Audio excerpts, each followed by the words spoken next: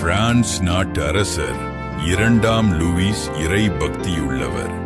தனது நாட்டு வளர்ச்சிக்கு பாடுபட்டவர். தினமும் 2-3 திருப்பலியில் பங்கேற்று வந்தார். அரசரே, நீங்கள் 2-3 திருப்பலிகள் காண்பதன் மூலம் அறிவற்றதனமாக உங்களையே நீங்கள் அடிமைப்படுத்திக் கொள்கின்றீர்கள்.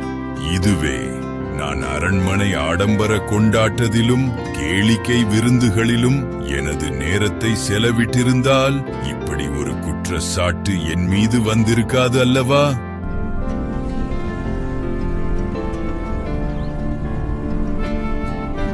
திருப்பலி எனக்கு மட்டுமல்ல, என் அரசாட்சி முழுமைக்கும் கடவுளின் ஆசியை பெற்று தரவே இப்படி செய்கிறேன்.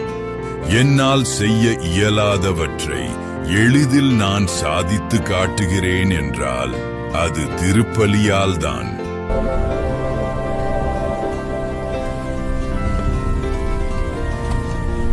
எங்களையும் பொறாமை பெற செய்யும் ஒன்று உண்டு எனில் அது மனிதர்கள் நற்கருணையை பெறுவதே.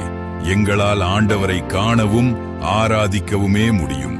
ஆனால் சர்வ வல்லவரை உட்கொள்ளும் அதிசயம் மனிதர்களே நீங்களே அடைந்தீர்கள். ஆனால் அதை நீங்கள் உணர்வதே இல்லை.